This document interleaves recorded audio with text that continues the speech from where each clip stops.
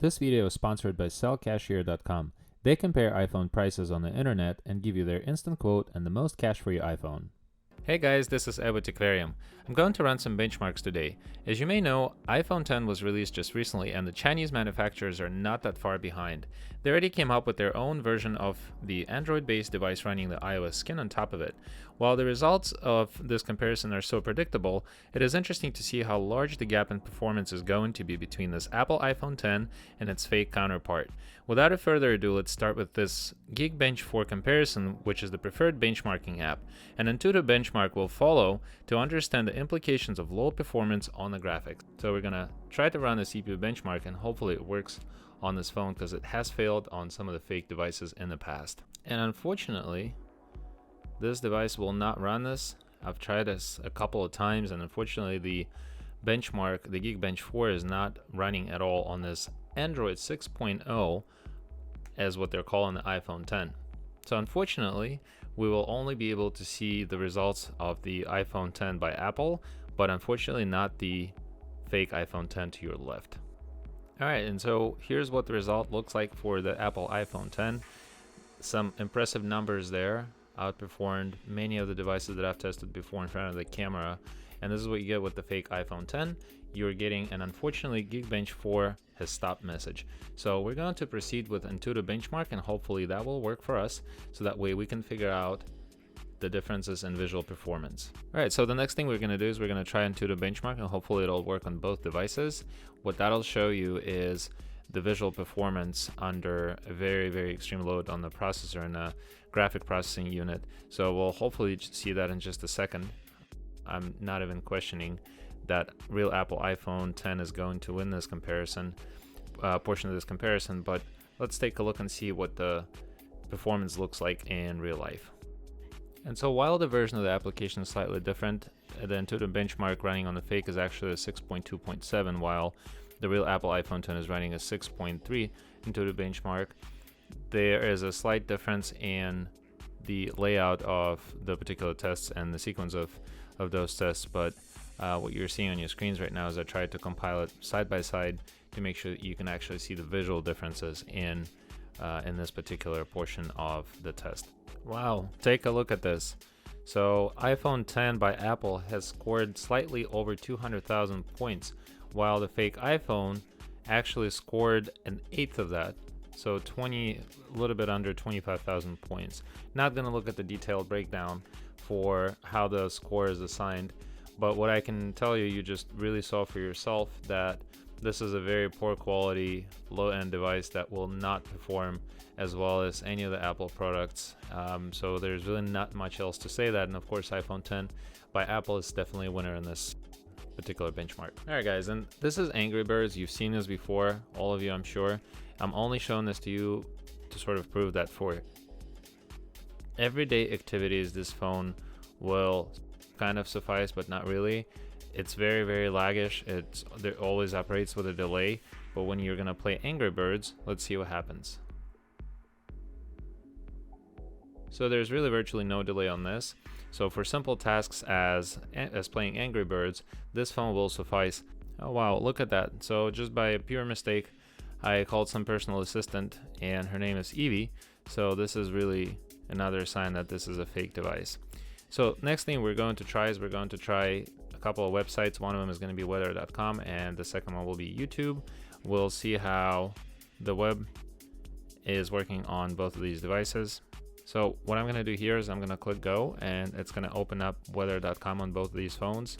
This website is very information rich, so usually even on the computer sometimes it takes a while to open it.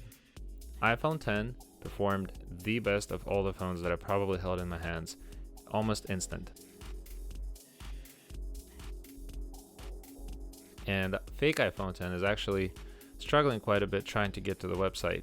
So we're gonna give it another few seconds and see if anything shows up, but this is pretty much useless. So if you really need to look up something fairly quickly, when you're looking for things or you're doing something for work, you're probably gonna get stuck with it. And this is how long it took. So it took about 25 seconds altogether just to get to this point here. And we're not even seeing any images on the website. when you click on the link, it almost instantaneously again opens the next page, but unfortunately it does not download the images instantly. So it took a while to pull up all the images on YouTube on the fake iPhone.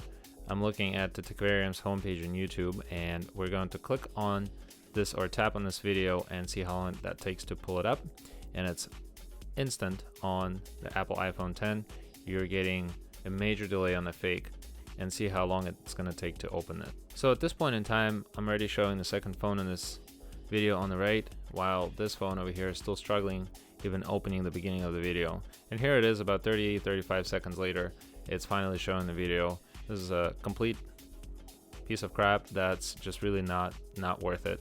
It's not worth the money. So that was it, and iPhone 10 is by Apple is definitely the winner in this particular comparison. We're going to quickly try the camera comparison just to see how quickly it works. There will be a more detailed camera comparison video with these two phones. So I'm going to take one picture and see how long it's going to take to show up in the gallery here. So it takes a couple of seconds, but it's almost instantaneous. The quality of the picture, of course, you want to compare apples to apples, a bit of a different resolution, of course, between these two devices. But I'm actually quite impressed with the clarity of the picture, given how much of a close-up it was. So I would really say that, of course, iPhone with the dual camera, of course, outperforms the fake iPhone 10. I can only imagine what's hidden behind these panels, and I'm assuming that only one of them is a functional one, and the other one is probably a dummy. But we'll know more when we do a more detailed comparison videos soon, just specifically for the camera module of this phone. One of the other things that I wanted to show you guys was the presence of the App Store in a real iPhone that's currently not willing to connect to the Wi-Fi for some reason, but that's probably a glitch.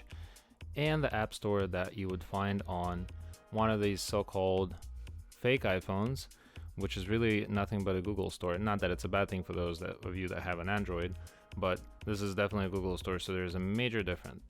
And just look at the overall fluidity of the interface. There's always that imperfection that follows every move of your thumb. There's always a delay, there's always some kind of a glitch, and it does appear that in order to come out of any of the app that you had previously open, you really just have to swipe up from the middle of the screen rather than on the side, just like you would on the real Apple iPhone 10. So these are some of the major differences that I'm showing you just to make you understand that this device is completely not worth your money. Guys, I hope that you understand that if you decide to pursue buying the fake iPhone 10, you're only going to be faking yourself. While considering pranking your friends with this is one thing, buying it to actually use it on a daily basis is not a good idea all around. I'm telling you this because I know, because I've bought quite a few of these over the last 3 years. Among low performance and questionable reliability, it may just stop working entirely for you, as it happened to me straight out of the box at one point in time. I really hope that I get the point across in these videos. And also, should you decide to do it because of your budget, you should still go a couple of generations back and get a real iPhone, whether it's going to be from 2 or 3 years ago. I hope you enjoyed this video. Please hit that like button down below and subscribe to my channel if you haven't already done so. As always, thank you for watching, and see you in my next video very soon. I wanted to tell you about sellcashier.com. So you just got your new iPhone. What will you do with your old one? You may be thinking of selling it on eBay, Craigslist, and so on, and it is definitely a hassle. Now you don't have to do that. Now you can sell it through sellcashier.com. They compare the actual prices of iPhones and give you the best price for your iPhone that you are trying to sell. And the good thing is that you are guaranteed the best rate. You also get a free shipping label. Thank you for watching, and please check out sellcashier.com.